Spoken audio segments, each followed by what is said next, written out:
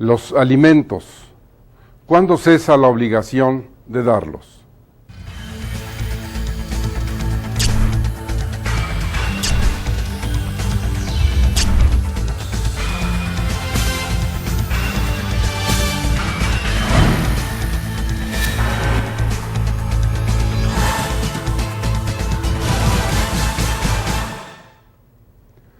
Bienvenidos a su programa Derecho Familiar.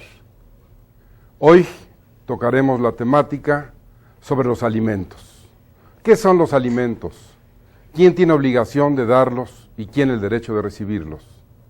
Hoy tenemos la presencia de dos distinguidos catedráticos de la Facultad de Derecho de la Universidad Nacional, el doctor Juan Luis González Alcántara, quien además es magistrado de la Sala Familiar del Tribunal Superior de Justicia del Distrito Federal, y el maestro Antonio Muñoz Cano Eternot, también distinguido catedrático de nuestra máxima casa de estudios y magistrado de la Sala Familiar del Tribunal Superior de Justicia. Cuando se dice alimentos, normalmente se piensa en comida,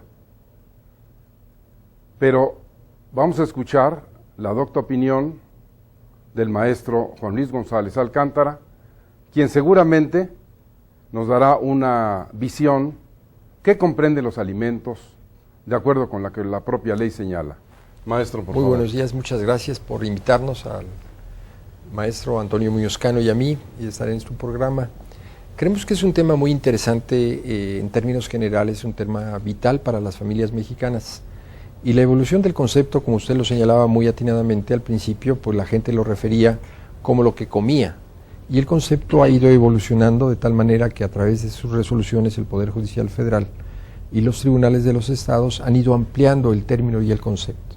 Entonces nosotros tenemos ahora un concepto mucho más grande, mucho más completo, un concepto más adecuado en cuanto a lo que comprenden los alimentos.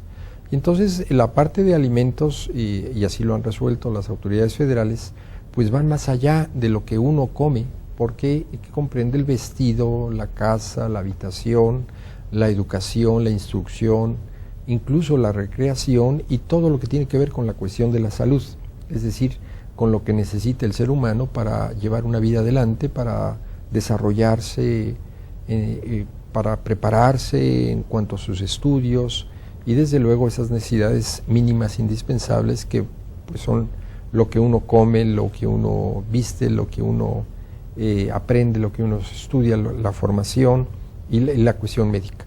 Esta evolución ha sido lenta, desde luego, nosotros lo sentimos así, porque si bien en una etapa no se comprendían los gastos médicos, por ejemplo, de la hija menor de edad embarazada, pues ahora incluye la parte de la responsabilidad de los padres o quien tenga la obligación de proporcionar los alimentos, de darle a esa persona toda la asistencia médica con relación a sus descendientes y desde luego la parte educativa ha sido ampliada, las condiciones de vida de la persona que no pueden alterarse y todo esto.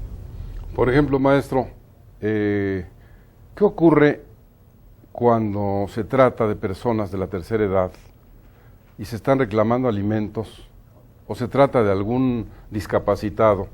En los alimentos se pueden incluir cuestiones para pagar geriatría, para pagar tratamientos de discapacitados, por ejemplo. Yo creo que sí, absolutamente los comprende la ley. La ley establece que quien los da tiene el derecho también de recibirlos. Entonces, durante una etapa de la vida, de la existencia, se pensaba que el padre estaba obligado y que el hijo no tenía ninguna responsabilidad. Hay un refrán italiano que siempre me ha llamado la atención, es un refrán que lo dicen en siciliano, que es histórico, que dice que un padre puede mantener a 8 hijos, pero un hijo no puede mantener nunca a sus padres. Entonces vemos la contradicción en donde el padre hace un gran esfuerzo por darles todo lo que necesitan los hijos y una vez que ellos crecen pues se olvidan de los padres. Y esto que usted apunta con relación a la alimentación, que comprende el aspecto de la seguridad médica, de proporcionarle los cuidados que necesita la persona mayor, desde luego la asistencia geriátrica para la persona de la tercera edad, pues también va implícito en los que necesitan los cuidados médicos todas esas atenciones para mantener un nivel de vida adecuado, toda la asistencia, no solamente los gastos de geriatría, los gastos psiquiátricos incluso de los progenitores, tienen derecho a reclamárselo a los hijos siempre y cuando ellos hubieran cumplido con esta situación, porque es muy fácil para un padre que se ha olvidado de los hijos, que no reconoció a los hijos, que nunca les proporcionó alimentos, que el día que necesita, pues se acuerda que es padre y les reclama. En ese caso difícilmente una autoridad podría condenar a un hijo que no recibió esa ayuda en las etapas primeras de su vida, a obligarlo a proporcionarle a quien no lo reconoció y no lo dio. Entonces aquí nosotros vemos que ese aspecto de justicia en donde el padre que ha proporcionado tiene también derecho a recibirlo. No solamente el padre, los hermanos, la madre, los tíos, hasta el 4º grado nos establece la ley. Bueno, evidentemente que el señor magistrado ha puesto en la discusión un tema importantísimo. ¿Cuándo cesa la obligación de dar alimentos? Él ya mencionó menores, mencionó personas de la tercera edad, pero en realidad es algo que se lleva y se trae, se dice, se regula y no hay, hasta que la Suprema Corte de Justicia de la Nación ha sentado los criterios adecuados, cómo determinar si al llegar a los 18 años la obligación se extingue para los padres o si ésta continúa. Entonces seguramente que el maestro Muñoz Cano podrá darnos unos puntos de vista, unas pautas sobre lo que se ha determinado en cuanto a esto. ¿Cesa la obligación, maestro, a los 18 años de dar alimentos por parte de los padres? No, maestro, pero ante todo déjeme darle las gracias por su invitación. Escuchamos de usted las primeras clases de Derecho de Familia, siempre maestro de todos nosotros. Gracias, doctor. Efectivamente, al cumplir los 18 años no cesa la obligación alimenticia, siempre y cuando el hijo siga estudiando. Sigue estudiando y el grado de estudios que tenga corresponda a su edad cronológica. Es decir, lo que privilegia el deber jurídico de alimentos que nace de la ley, que obliga al sujeto a cumplir con esta obligación por el solo hecho de estar consagrada en la ley, es propiciar que sí se le dé una educación al hijo, pero no una vida de ocio, como lo ha señalado la Suprema Corte de Justicia. Y en este caso, doctor, hay algo interesante. Se puede seguir estudiando e incluso pagar la tesis o todos los estipendios necesarios para que el muchacho mayor de edad pueda culminar su carrera. Y a este respecto, la Suprema Corte de Justicia, a mi juicio, ha emitido varios criterios jurisprudenciales interesantes. En aquellas carreras que requieren de una cédula profesional para su ejercicio, incluso es el deber de los padres de seguir propiciando, dando alimentos a los hijos hasta que éstos obtengan esa cédula profesional.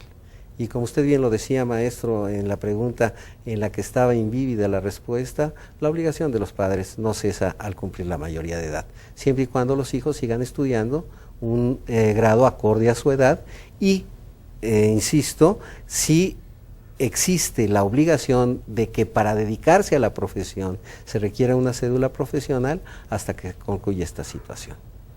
Entonces, la obligación alimenticia no cesa a los 18 años. No hay en los supuestos jurídicos del Código Civil del Distrito Federal alguno que se refiera a la edad, porque no se dice específicamente. Seguramente que si estuviera señalada como estuvo en el artículo 287 del Código Civil, recientemente modificado el 3 de octubre, donde desapareció la última parte donde se decía los padres tienen obligación de dar alimentos a sus hijos hasta los 18 años de edad, en el supuesto que los padres se estaban divorciando. Esta norma ya no existe, se modificó, pero persiste este supuesto, maestro González Alcántara. Se ha señalado que hay que seguir estudiando. Bueno, la obligación de proporcionarle un modo de vida, proporcionarle oficio, era el término y el concepto que utiliza el legislador de 1928, proporcionarle, y de acuerdo a sus circunstancias, a su medio, un oficio, habla de oficios. y existe una excepción a la regla general. Si el hijo ha observado una mala conducta o hay presencia de violencia intrafamiliar, el hijo resulta un delincuente aunque sea menor de edad, se ha alejado del hogar paterno, lleva una vida de ocio, pues inclusive antes de los 18 años el padre no estaría obligado. También si el padre ha sufrido actos de violencia por parte del hijo contra su cónyuge, sus ascendientes, ha atentado contra la vida de ellos, ha sido desleal en su comportamiento, les ha robado, les ha defraudado. En esos casos es revisable la obligación de los padres, porque tampoco podríamos nosotros pedirle a un padre que está manteniendo a su hijo, o una madre, que es el caso de las madres solteras que se encuentran con hijos que por cuestiones de entorno social son muy violentos, les exigen más de lo que pueden dar, pues esa madre ni moral ni legalmente podríamos obligarla a seguir proporcionando los alimentos con los cuales el hijo pues estaría sacando una ventaja fuera de esa moral social que nosotros tenemos. Yo creo que lo que debemos de ver, pues el caso concreto, en términos generales se dice el padre debe proporcionar una profesión, pues nuestro país yo creo que no es profesionista universitario con estudios superiores, pues ni el 30% de la población, sino un oficio. Si el padre es mecánico, si el hijo quiere ser mecánico, pues está la obligación. Nosotros hemos visto casos en donde el hijo quiere continuar estudiando postdoctorados y entonces, bueno, ahí en ocasiones pensamos si la demanda de tiempo para dedicarse al estudio es la adecuada o si el hijo en una responsabilidad compartida debe también ocuparse. En ocasiones vemos que es muy difícil el encontrar trabajo en profesiones muy el señor es compositor y bueno, sus composiciones no se venden y quiere seguir estudiando o ampliar sus estudios. Tampoco estaría obligado el padre a proporcionarle los estudios necesarios en carreras que no van de acuerdo a la idiosincrasia y al medio familiar, que quiere ser astronauta y quiere que le enseñen, pues el padre no podría proporcionarlo, ¿no? Y también yo creo que depende mucho de esa actitud y el entorno socioeconómico, la edad del padre, de los padres. Si el padre vive de una pensión, tiene 70 años y el hijo quiere que le dé pues para mantenerle sus estudios en una universidad privada, en donde es 2 o 3 veces el ingreso que él percibe como jubilado, lo que cuesta la colegiatura, pues se pueden obtener otras formas de financiamiento. Todo debe de estar adecuado al contexto social. Todos quisiéramos que los menores fueran a las mejores universidades. El caso de la UNAM no tiene un costo tan alto como tienen las escuelas privadas. Entonces, entonces quiere decir, de acuerdo a lo que opina el señor magistrado, que la obligación de dar alimentos no termina a los 18 años, pero se han expresado una serie de argumentos que hay que considerar cuando se dé esa hipótesis. Porque, como una primera conclusión en esto, tendríamos que pensar que si a los 18 cesara la obligación, cuando los padres de la tercera edad o mayores demandaran alimentos, se podría esgrimir el argumento simple de que ya te pasaste de los 18 años. Pero no es así. Ven ustedes cómo es tan importante esto que se inició diciendo alimentos no es comida, y que seguramente, después de esta pausa, ustedes van a escuchar cuestiones tan importantes como cuánto hay que pagar por alimentos, cómo se garantizan, qué rubros incluye, es decir, si es trabajador, si es gobernador, si es el presidente, y se diera una hipótesis de esta naturaleza de a cómo deben ser esos alimentos.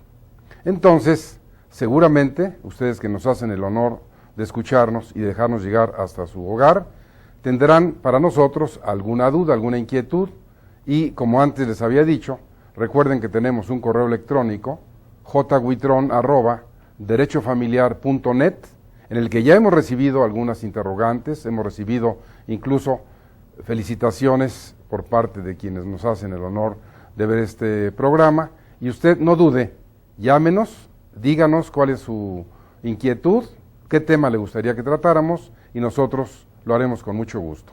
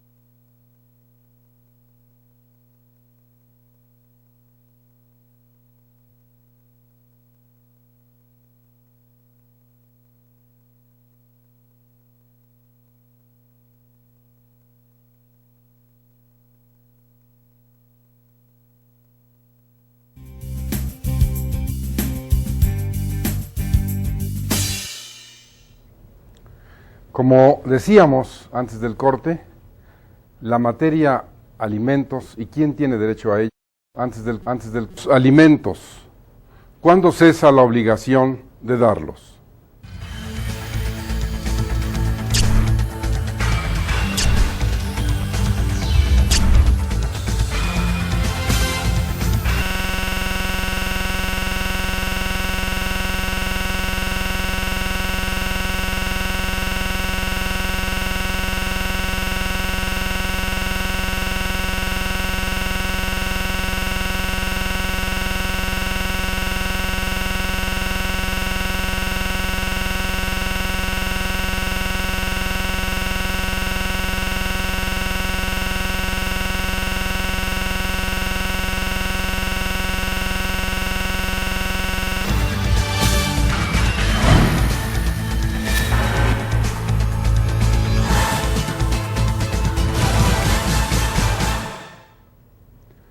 Bienvenidos a su programa Derecho Familiar.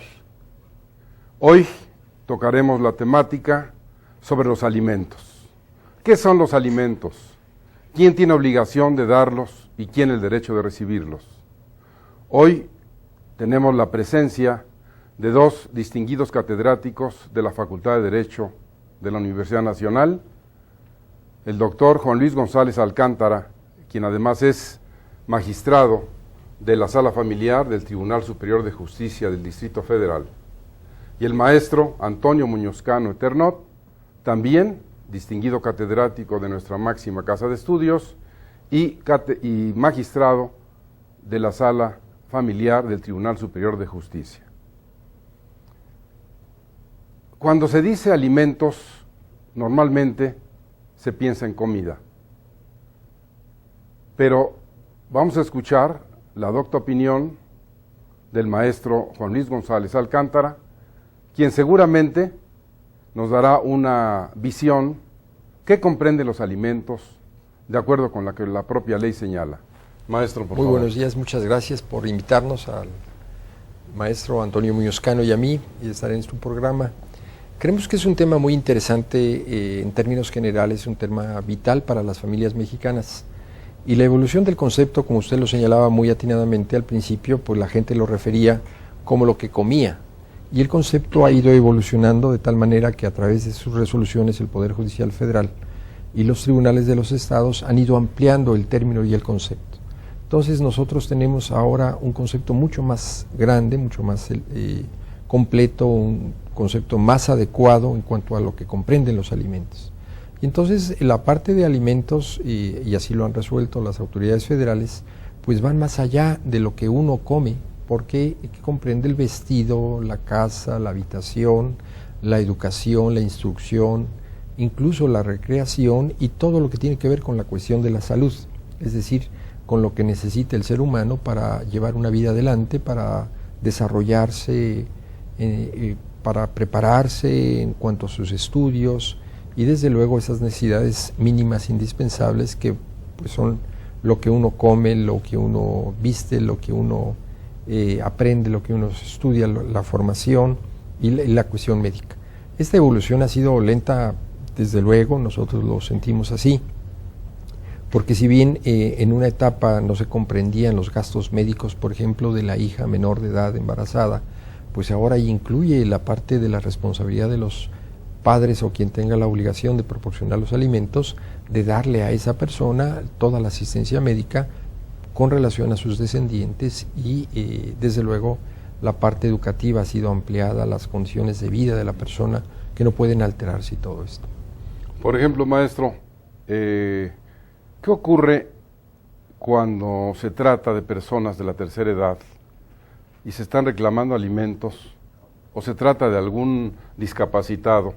En los alimentos se pueden incluir cuestiones para pagar geriatría, para pagar tratamientos de discapacitados, por ejemplo. Yo creo que sí, absolutamente los comprende la ley.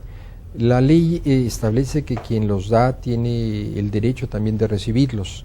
Entonces, durante una etapa de la vida, de la existencia, se pensaba que el padre estaba obligado y que el hijo no tenía ninguna responsabilidad. Hay un refrán italiano que siempre me ha llamado la atención, es un refrán que lo dicen en siciliano, que es histórico, que dice que un padre puede mantener a 8 hijos, pero un hijo no puede mantener nunca a sus padres. Entonces vemos la contradicción en donde el padre hace un gran esfuerzo por darles todo lo que necesitan los hijos, y una vez que ellos crecen, pues se olvidan de los padres.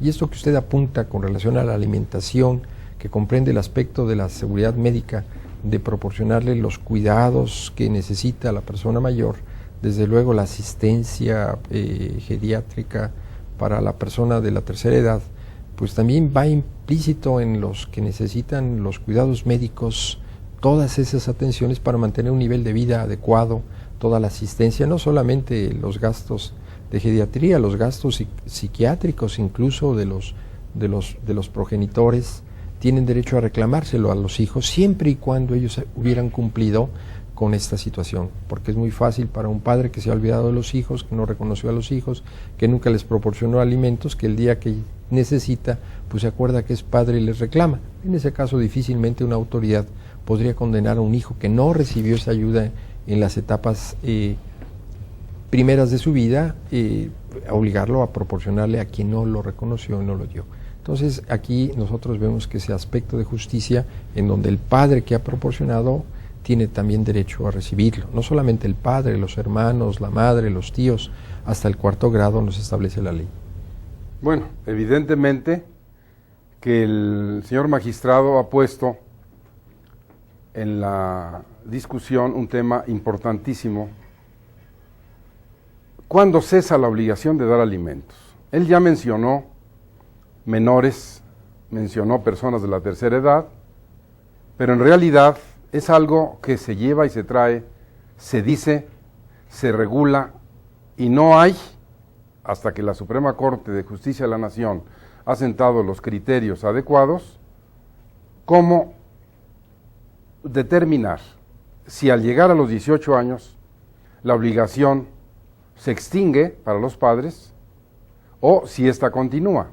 Entonces seguramente que el maestro Muñoz Cano podrá darnos unos puntos de vista, unas pautas sobre lo que se ha determinado en cuanto a esto. ¿Cesa la obligación, maestro, a los 18 años de dar alimentos por parte de los padres? No, maestro, pero ante todo déjeme darle las gracias por su invitación. Escuchamos de usted las primeras clases de Derecho de Familia, siempre maestro de todos nosotros. Gracias, doctor. Efectivamente, al cumplir los 18 años no cesa la obligación alimenticia, siempre y cuando el hijo siga estudiando. Sigue estudiando y el grado de estudios que tenga corresponda a su edad cronológica. Es decir, lo que privilegia el deber jurídico de alimentos que nace de la ley, que obliga al sujeto a cumplir con esta obligación por el solo hecho de estar consagrada en la ley, es propiciar que sí se le dé una educación al hijo, pero no una vida de ocio, como lo ha señalado la Suprema Corte de Justicia. Y en este caso, doctor, hay algo interesante.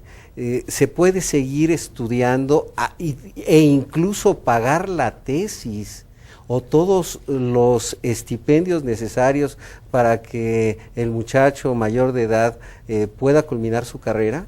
Y a este respecto, la Suprema Corte de Justicia, a mi juicio, ha emitido varios criterios jurisprudenciales interesantes. En aquellas carreras que requieren de una cédula profesional para su ejercicio, incluso es el deber de los padres de seguir propiciando, dando alimentos a los hijos hasta que éstos obtengan esa cédula profesional. Y como usted bien lo decía, maestro, en la pregunta en la que estaba invívida la respuesta, la obligación de los padres no cesa al cumplir la mayoría de edad, siempre y cuando los hijos sigan estudiando un grado acorde a su edad y, insisto, si existe la obligación de que para dedicarse a la profesión se requiera una cédula profesional hasta que concluya esta situación. Entonces, la obligación alimenticia no cesa a los 18 años. No hay en los supuestos jurídicos del Código Civil del Distrito Federal alguno que se refiera a la edad, porque no se dice específicamente. Seguramente que si estuviera señalada como estuvo en el artículo 287 del Código Civil, recientemente modificado el 3 de octubre, donde desapareció la última parte donde se decía: los padres tienen obligación de dar alimentos a sus hijos hasta los 18 años de edad, en el supuesto que los padres se estaban divorciando. Esta norma ya no existe, se modificó, pero persiste este supuesto, maestro González Alcántara. Se ha señalado que hay que seguir estudiando. Bueno, la obligación de proporcionarle un modo de vida, proporcionarle oficio, era el término y el concepto que utiliza el legislador de 1928, proporcionarle, de acuerdo a sus circunstancias, a su medio, un oficio, habla de oficios. Y existe una excepción a la regla general. Si el hijo ha observado una mala conducta o hay presencia de violencia intrafamiliar, el hijo resulta un delincuente, aunque sea menor de edad, se ha alejado del hogar paterno, lleva una vida de ocio, pues inclusive antes de los 18 años el padre no estaría obligado. También si el padre ha sufrido actos de violencia por parte del hijo contra su cónyuge, sus ascendientes, han tentado contra la vida de ellos, ha sido desleal en su comportamiento, les ha robado, les ha defraudado. En esos casos es revisable la obligación de los padres, porque tampoco podríamos nosotros pedirle a un padre que está manteniendo a su hijo, o una madre, que es el caso de las madres solteras que se encuentran con hijos que por cuestiones de entorno social son muy violentos, les exigen más de lo que pueden dar, pues esa madre ni moral ni legalmente podríamos obligarla a seguir proporcionando los alimentos con los cuales el hijo pues estaría sacando una ventaja fuera de esa moral social que nosotros tenemos. Yo creo que lo que debemos de ver, pues el caso concreto, en términos generales se dice el padre debe proporcionar una profesión, pues nuestro país yo creo que no es profesionista universitario con estudios superiores, pues ni el 30% de la población, sino un oficio. Si el padre es mecánico, si el hijo quiere ser mecánico, pues está la obligación. Nosotros hemos visto casos en donde el hijo quiere continuar estudiando, postdoctorados, y entonces, bueno, ahí en ocasiones pensamos si la demanda de tiempo para dedicarse al estudio es la adecuada, o si el hijo en una responsabilidad compartida debe también ocuparse. En ocasiones vemos que es muy difícil el encontrar trabajo en profesiones muy, el señor es compositor y bueno, sus composiciones no se venden, y quiere seguir estudiando, ampliar sus estudios. Tampoco estaría obligado el padre a proporcionarle los estudios necesarios en carreras que no van de acuerdo a la idiosincrasia y al medio familiar, que quiere ser astronauta y quiere que le enseñen, pues el padre no podría proporcionarlo, ¿no? Y también yo creo que depende mucho de esa actitud y el entorno socioeconómico, la edad del padre, de los padres.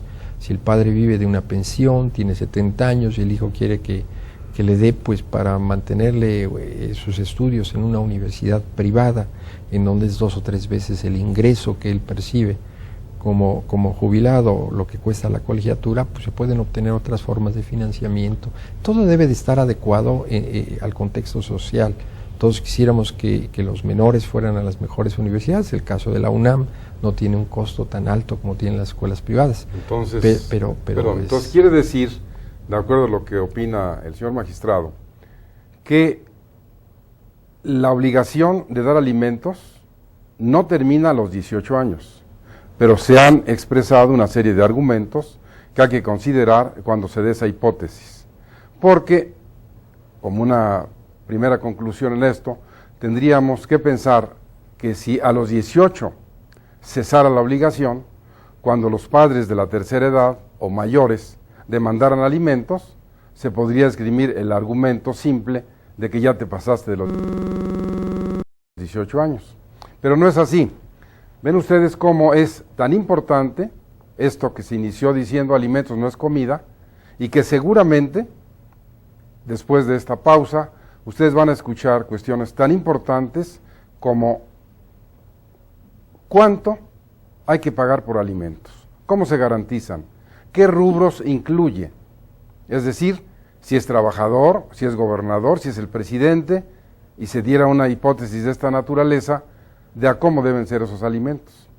Entonces, seguramente, ustedes que nos hacen el honor de escucharnos y dejarnos llegar hasta su hogar, tendrán para nosotros alguna duda, alguna inquietud, y como antes les había dicho, recuerden que tenemos un correo electrónico, jhuitron@derechofamiliar.net, en el que ya hemos recibido algunas interrogantes, hemos recibido incluso felicitaciones por parte de quienes nos hacen el honor de ver este programa, y usted no dude, llámenos, díganos cuál es su inquietud, qué tema le gustaría que tratáramos, y nosotros lo haremos con mucho gusto.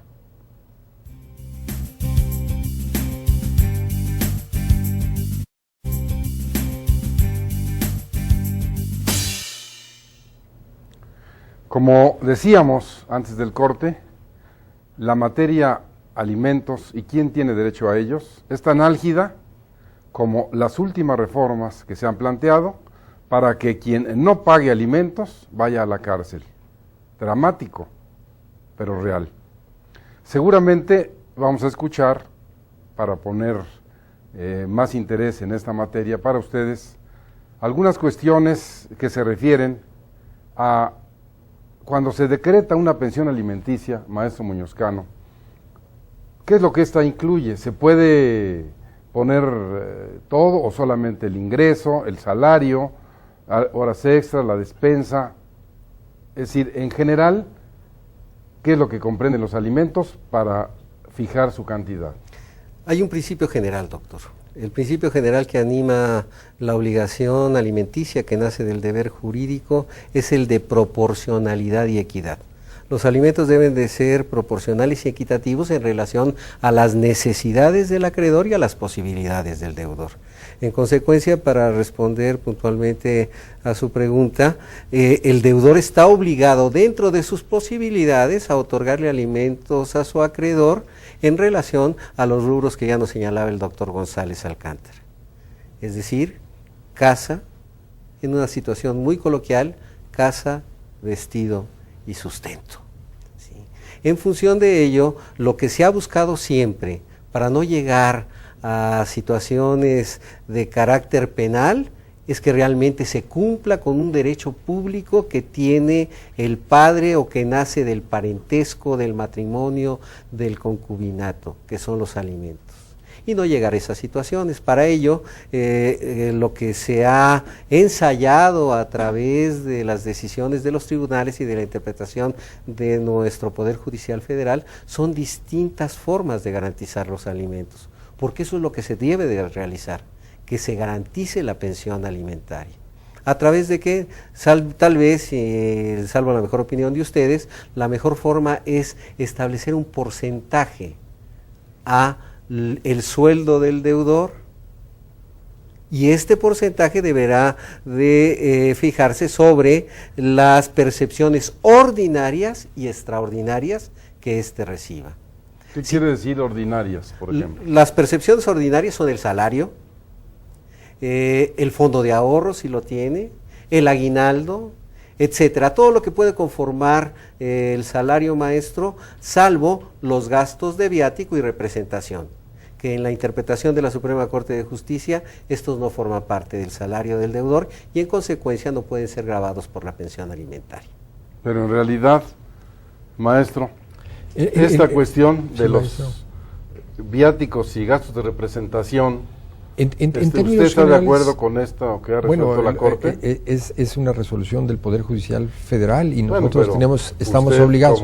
Desde el punto de vista personal, yo creo que no, porque el que una persona tenga viáticos que exceden las necesidades de la persona, siempre hay un porcentaje, también debería ser considerado dentro de la obligación de los salarios. Si yo soy el gerente de una empresa y soy el que me fijo un sueldo, pues me bajo el sueldo y me aumento los viáticos, y es una forma de burlar la ley en términos generales. Los sobresueldos a los que se refería el magistrado Muñozcano en cuanto a los pagos extraordinarios, los bonos de 20, 40, los premios, también deben de estar grabados como tales en términos generales. Nosotros hemos visto resoluciones del Poder Judicial Federal muy importantes, pero en un país en donde la evasión de impuestos es la regla, en donde la clandestinidad es una constante permanente, en donde las autoridades hacendarias hacen un papel muy triste en cuanto a la cooperación que debería de haber para fijar los ingresos de las personas, vemos el ocultamiento de esos recursos, vemos la forma en que distraen su patrimonio cuando tienen que responder ante una obligación de carácter familiar. Yo siento que las autoridades hacendarias deberían ser mucho más ágiles y deberían de buscar informar a los jueces de lo familiar de toda la República de los ingresos patrimoniales de las personas. Nosotros vemos funcionarios que tienen un sueldo oficial, pero tienen muchos más ingresos que en el momento de reclamarse la pensión alimenticia, pues dicen, no, todo es de mi mamá, todo es de otra empresa, no pagan lo que debiera de ser, debido a que si ocultamos nuestros ingresos frente al fisco, con mayor razón frente a una obligación de tipo alimentaria. Hay quienes, ¿no? por ejemplo, conozco un caso concreto, que han tenido una vida muy placentera, desahogada, y ahora a través de artificios legales, el deudor alimentario dice, no, me voy a ir a vivir con mi mamá. Es impresionante. O vivo de la caridad pública, ¿no? O no tengo ingresos. Pero específicamente, usted como buen profesor de Derecho Internacional Familiar también, lo he escuchado su opinión sobre cómo se maneja esto en el derecho francés en relación a los viáticos y los gastos de representación. ¿Allá sí se incluyen? Allá se incluyen, hay un monto, siempre cuando se le dan viáticos a una persona está sobrado. En lugar de irme a un hotel de 5 estrellas que me va a costar $2,000, me puedo ir a uno de 3 estrellas. En lugar de tener el gasto de los alimentos, siempre hay un porcentaje. ¿Y la diferencia? Y la diferencia debería de aportarla dentro de ese rango de pensión alimenticia. Nuestro Poder Judicial, claro, lo ve como una situación en que no debe ser afectada. Yo creo que lo que se está grabando, lo que se debe de grabar, son todos los ingresos, y esos ingresos dirigidos de esa manera también deberían ser contemplados como tal. Pero, perdón que te interrumpa, el magistrado Muñoz Cano tenía antes un argumento que lo esbozó, quisiera que lo ampliara, en cuanto a si se consideran, como ya lo dijo el maestro González Carranca, es ingreso propio del trabajador. Yo estoy de acuerdo con la decisión de la Suprema Corte de Justicia. Entiendo la postura del doctor González Alcántara. Sin embargo, bueno, los seres humanos estamos en el mundo del deber ser, maestro, y en consecuencia todo es posible. Se puede evadir la obligación alimentaria, que es lamentabilísima. ¿Sí? Es dejar de proporcionar al hijo una vida digna. Esto es terrible. O el hijo que debe alimentos a los padres, dejar que en la tercera edad de vida de sus padres, estos vivan de la misericordia. Esto desde el punto de vista ético y jurídico no se puede permitir. Sin embargo, yo considero que tanto los gastos de representación como los viáticos no entran dentro del salario y al patrimonio del trabajador. Por la sencilla razón de que el trabajador, sea del nivel que sea, deberá de comprobar su erogación. Es decir, deberá de comprobar que los gastos que le dieron para representar a la empresa o para salir de su centro de trabajo a otro lugar se ejecutan en los rubros que esto se realiza.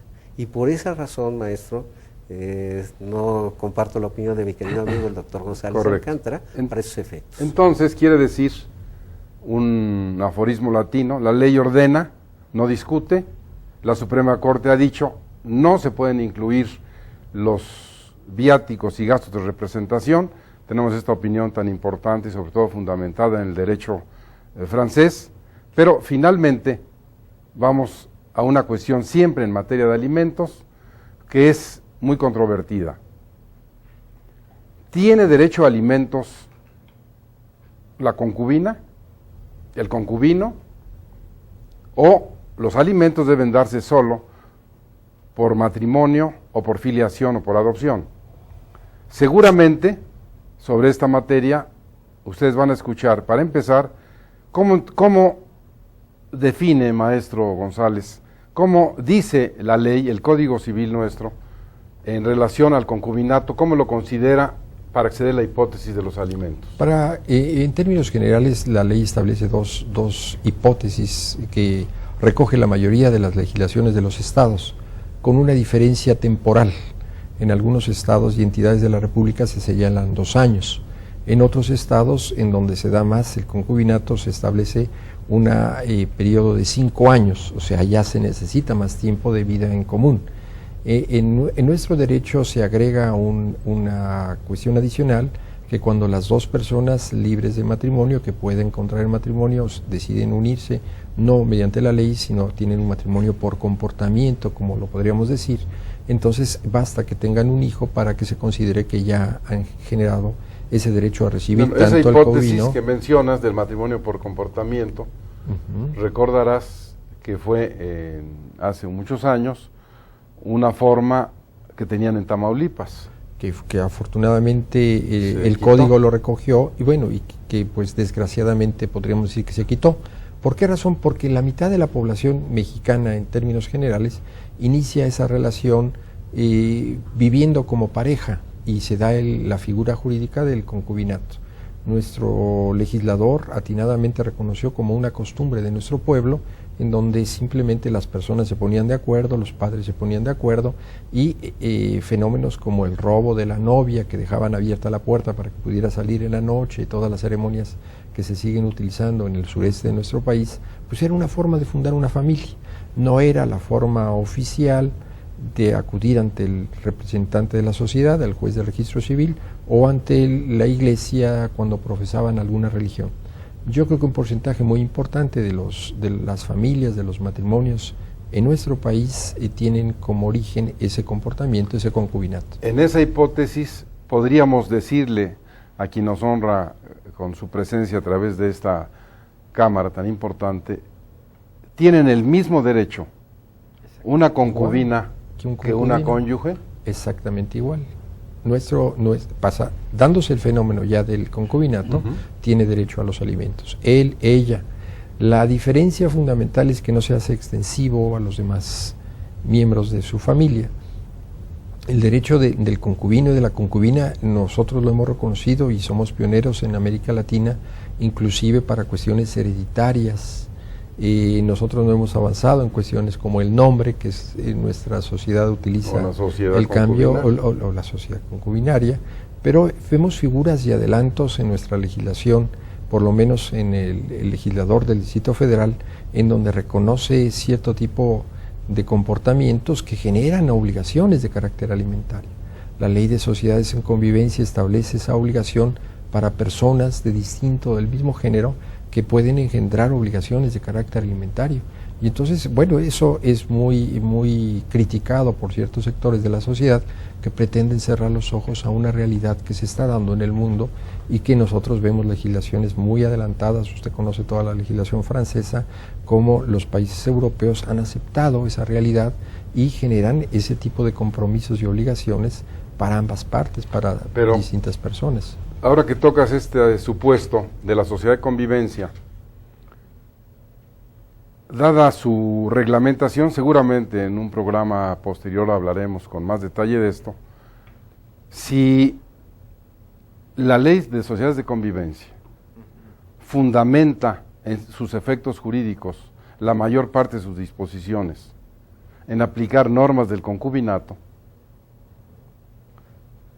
¿cómo podría resolver un juez un supuesto donde los convivientes demanden alimentos si no hay concubinato entre personas del mismo sexo? Lo que pasa es que la misma exposición de motivos, el mismo legislador, por lo menos en el caso local del Distrito Federal, asemeja para cierto tipo de obligaciones y derechos al concubinato con la sociedad en convivencia. Aquí, a diferencia del concubinato que no se inscribe, como lo hace otra legislación del Estado de Hidalgo, para la cual usted tuvo una participación decisiva, pues es el autor de esos famosos códigos que fueron pioneros en toda América Latina de reconocer eso, es la inscripción. Nosotros no hemos llegado a eso con relación al concubinato. En otros países hay que inscribir el concubinato y la terminación para los efectos correspondientes de llevar un registro. Pero estamos hablando de sociedades mucho más organizadas, en donde es fácil identificar el patrimonio de las personas, pero en sociedades como la nuestra, en donde la propiedad inmobiliaria está totalmente irregular, véala cómo se transmiten las propiedades de casas del Infonavit, en donde pues son poseedores, y aparece un propietario que quién sabe quién es, de dónde salió, etcétera, y tenemos una transmisión de hecho. Entonces es muy difícil identificar la parte de los alimentos. Y se mencionaba, y perdón por traerlo a colación, usted decía que debemos de tomar el ingreso de las personas como un punto de partida para fijar los alimentos.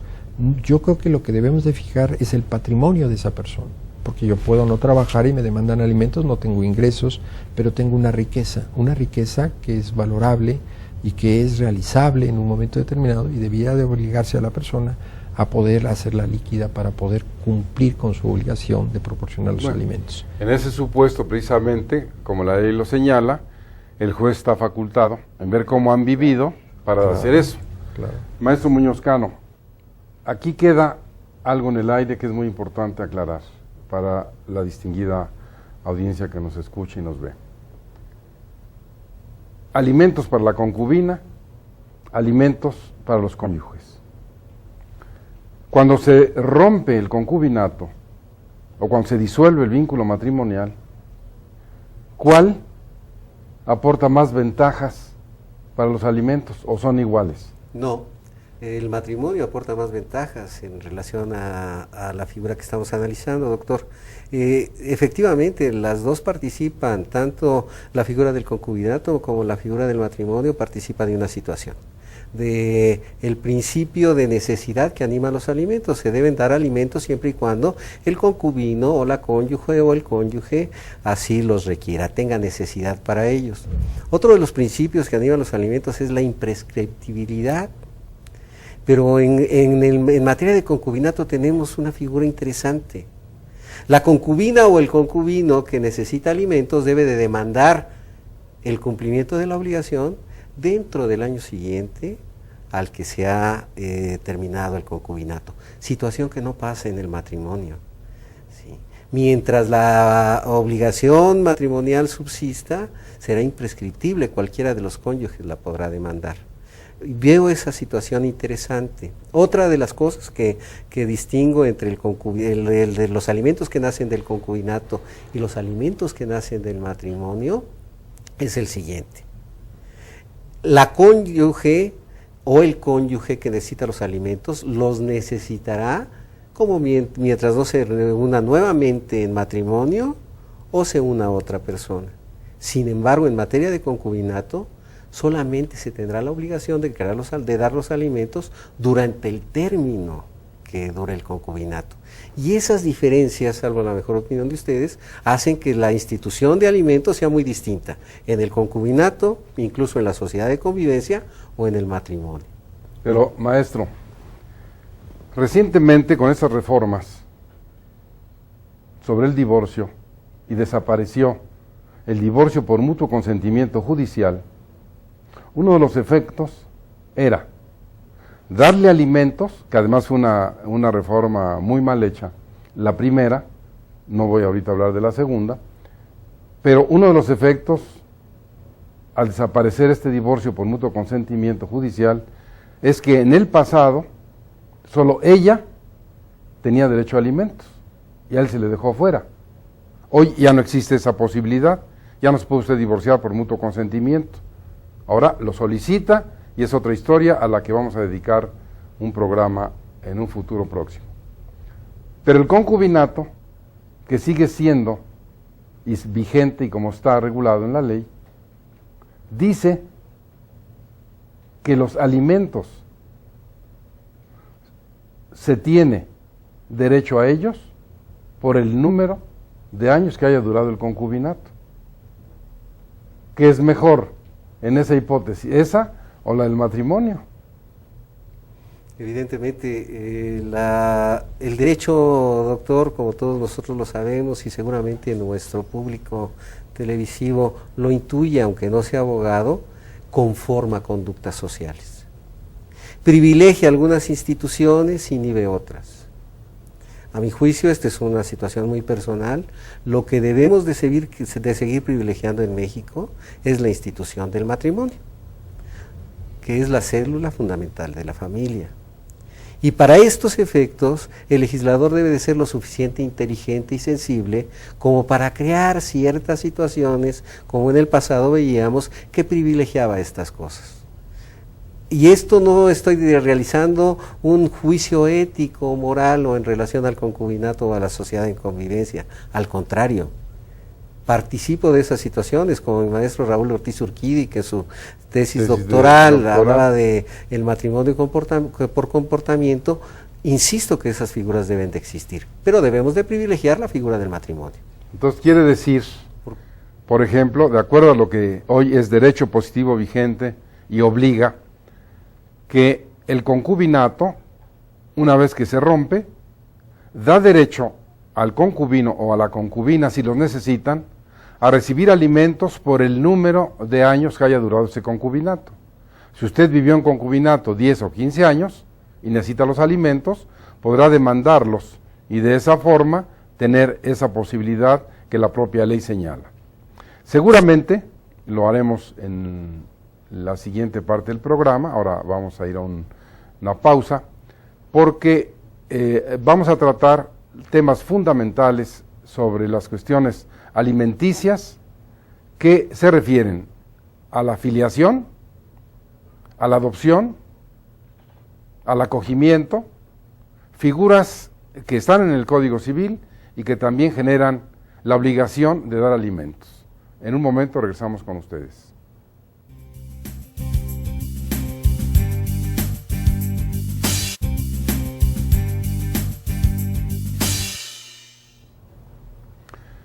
Como decíamos, la materia alimentos es álgida para la familia, para sus miembros, para su cumplimiento.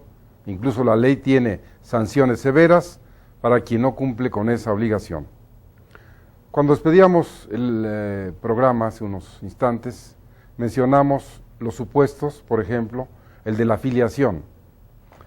¿Cuántas clases de filiación tenemos? Seguramente los maestros que me acompañan recordarán, y es una lástima decirlo, que todavía el Código Civil Federal mantiene esas clases de filiación. Si usted lo abre, se sorprenderá de saber que en el año 2009 el Código Civil Federal de este país tiene más de 11 clases de hijos: adulterinos, incestuosos, abandonados, de madre desconocida, de padre desconocido, de padres desconocidos, adulterinos, legitimados, naturales, expósitos, de concubinato, adoptados, de la cárcel, que afortunadamente en el año 2000 el Código Civil de esta ciudad capital pudo eliminar esos calificativos tan graves. Pero la filiación, maestro González, ¿hasta dónde obliga a cubrir con la obligación alimentaria? Bueno, el derecho que establece la ley para las personas que reciben la cosa de los alimentos tienen derecho también después de pedirlos. Usted apuntaba el caso de las personas de la tercera edad, pero la filiación nos obliga, y en línea ascendente y descendente hasta donde llegue, y el caso concreto del abuelo, del bisabuelo, etcétera. Bueno, si uno, pero por ejemplo, sí, maestro, una filiación de un hijo habido fuera matrimonio o en circunstancias que el padre no quiera reconocer, ¿qué puede hacer ese niño, qué puede hacer esa madre en relación a su hijo, a quien no se le quieren dar alimentos, y hay ese vínculo de la filiación? Se demanda el reconocimiento de la paternidad con relación a esa persona que dice no conocer o no reconocer al hijo. No falta que sea igual, sino físicamente, sino legalmente tiene que decretarse el parentesco que tiene, y de ahí nace la obligación, desde luego, del padre de proporcionar los alimentos.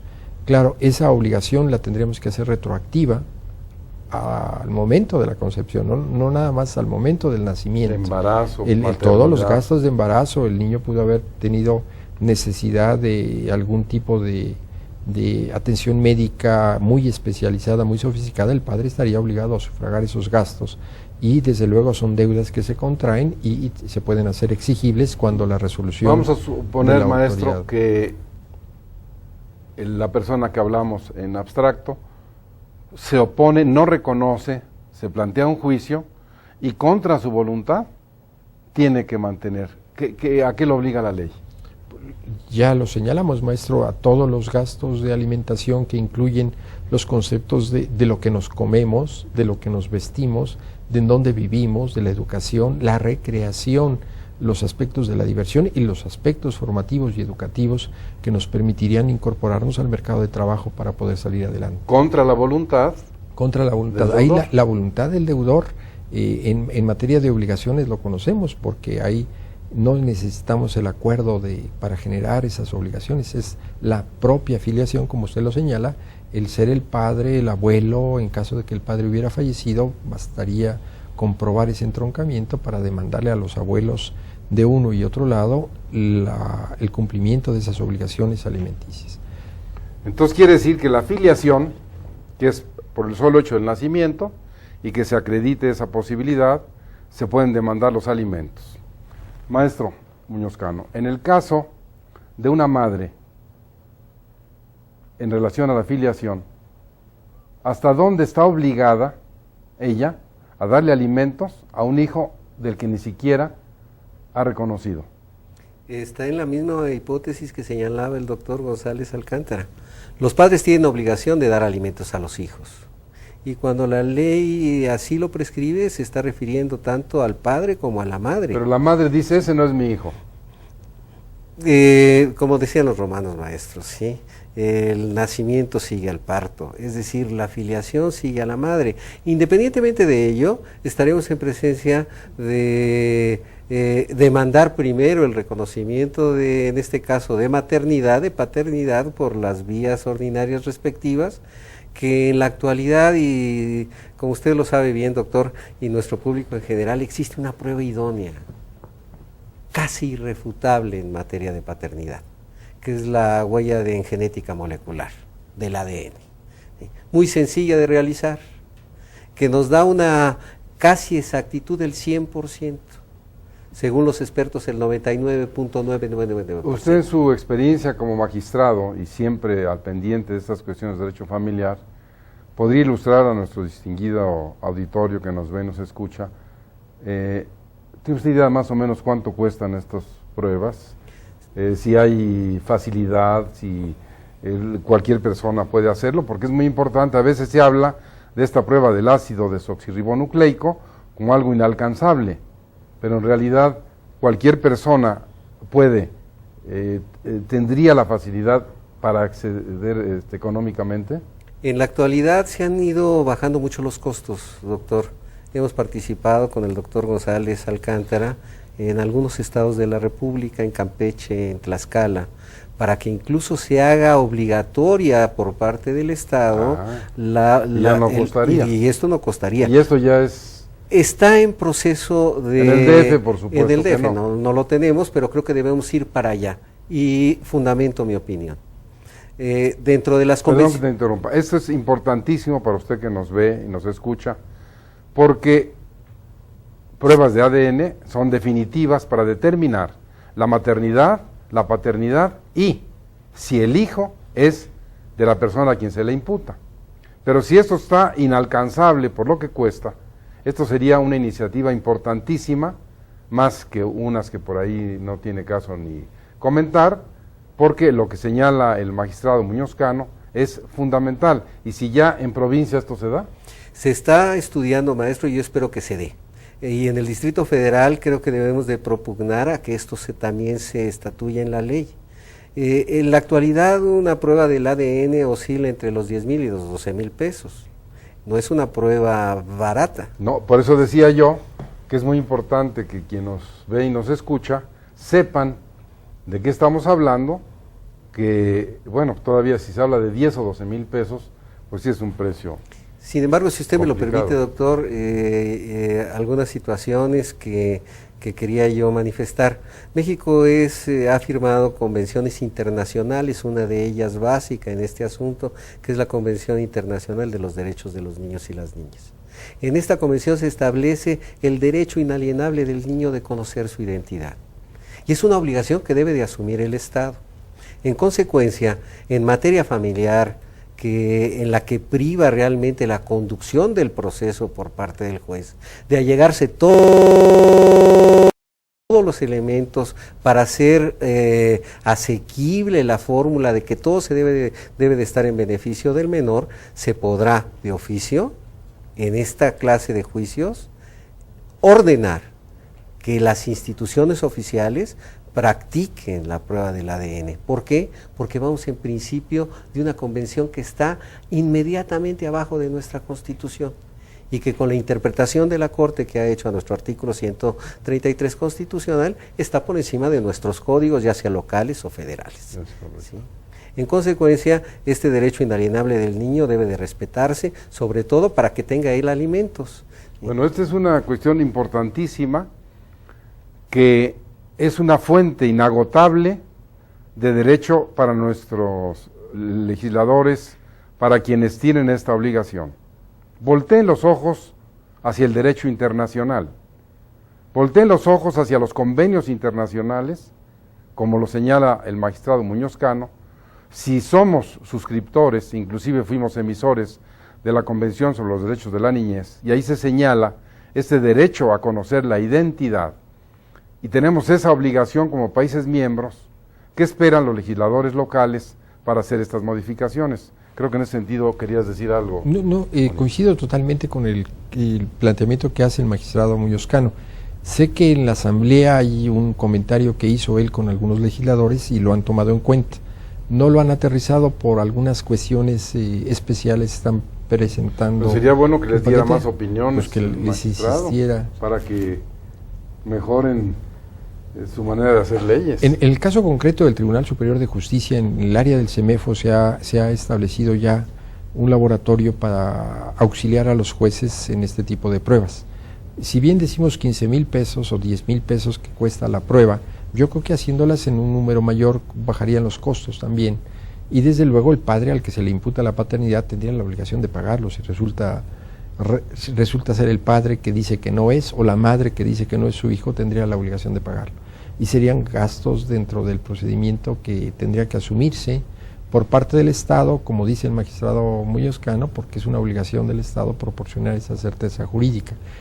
Creemos que hay una cierta reticencia, pero los DIFs locales y los DIFs federales podrían gastar en eso como gastan en cuestiones de servicios médicos. Pero, por ejemplo, señor magistrado, hemos soslayado un poco este concepto tan importante que es fundamento de los alimentos en el concubinato, en la filiación, en esta prueba, etcétera.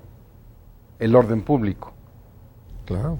¿Cuál es el papel que juega? Porque ya no estamos hablando de autonomía de la voluntad, ni usted haga con sus hijos lo que quiera, ni con su cónyuge. Estamos hablando de orden público, entendido como un conjunto de normas jurídicas impuestas por el Estado respecto a la familia que tenemos que aceptar, y desde el punto de vista de estas pruebas sería fundamental, porque quien no tenga para hacer esas pruebas pues se va a quedar en esa situación. Pero también deberíamos de demandarle al Estado el pago de los alimentos, que nuestro tema es los alimentos. El Estado debería sufragar hasta en tanto el padre tiene los elementos suficientes para pagar. Parte de esas obligaciones que debería asumir el Estado, como lo hacen los países europeos, de proporcionar los alimentos cuando hay quien se hace guaje, como es el padre o no se conoce al padre, y después repetir en contra de él. Se van a espantar cuando escuchas eso, ¿verdad?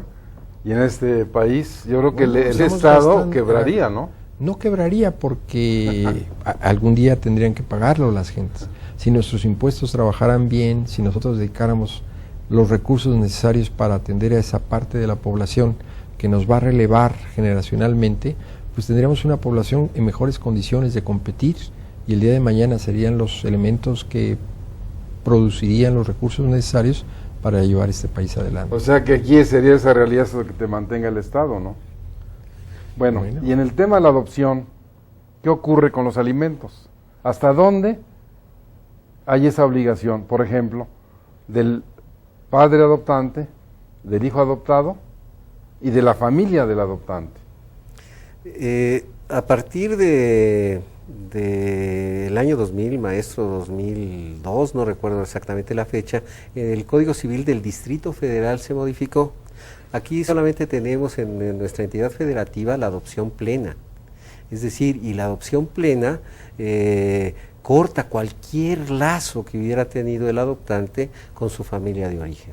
En consecuencia, en materia de alimentos, dentro de la adopción plena, existe la obligación de que el padre adoptante otorgue alimentos al adoptado, porque se trata de un hijo, como si fuera un hijo. ¿Y si se muriera el padre adoptante? En consecuencia, tendríamos que seguir la prelación que hace nuestro código.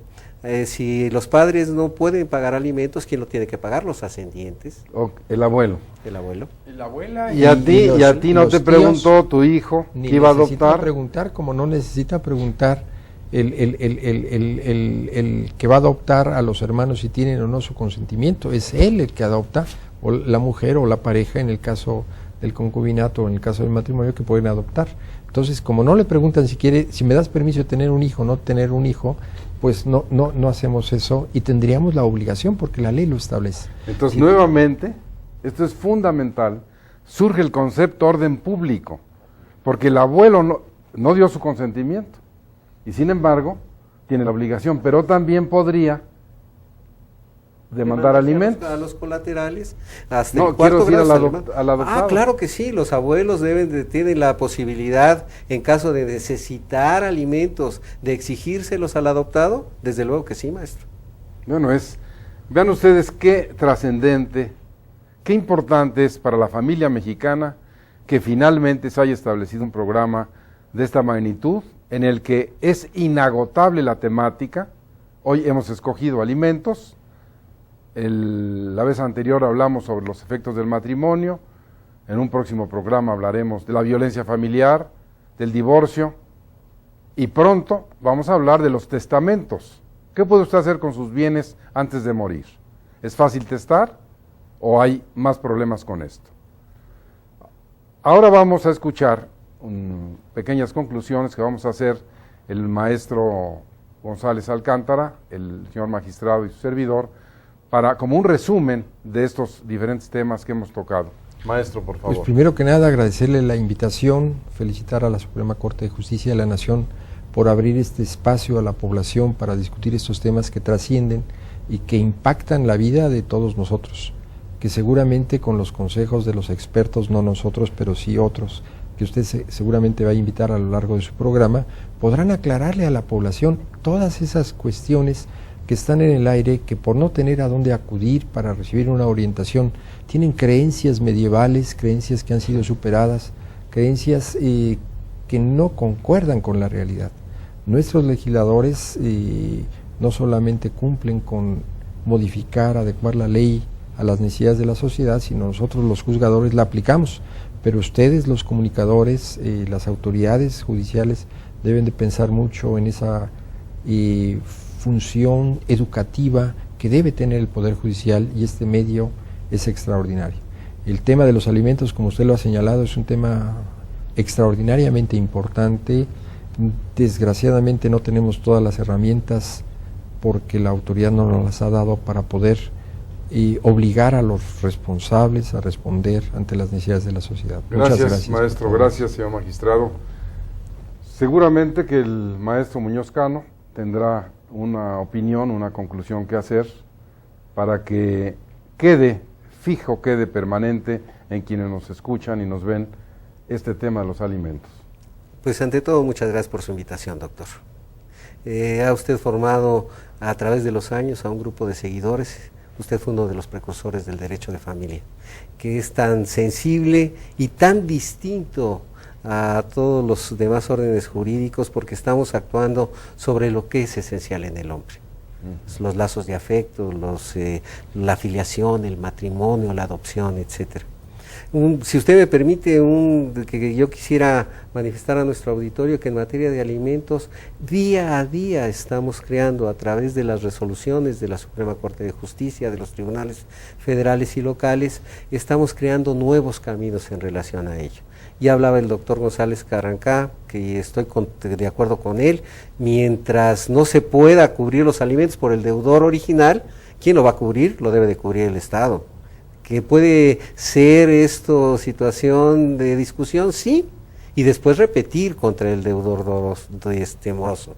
Al igual que también nos hemos dado cuenta de que no solamente se debe de garantizar la pensión alimenticia, Si lo que se debe de castigar al deudor de los alimentos que esconde su situación, pero no con la cárcel.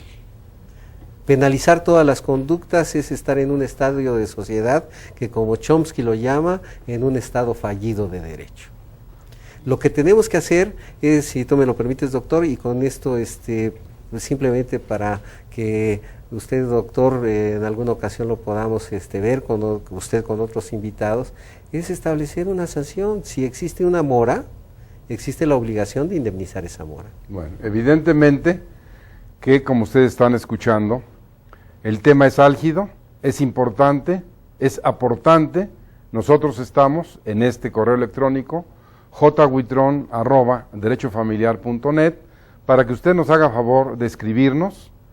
En la propia televisión le daremos una respuesta o por el correo electrónico, y seguramente usted en sus inquietudes, e incluso si nos permite decir su nombre al aire, lo haremos con mucho gusto, y si no, mantendremos el anonimato de acuerdo a lo que ustedes quieran saber.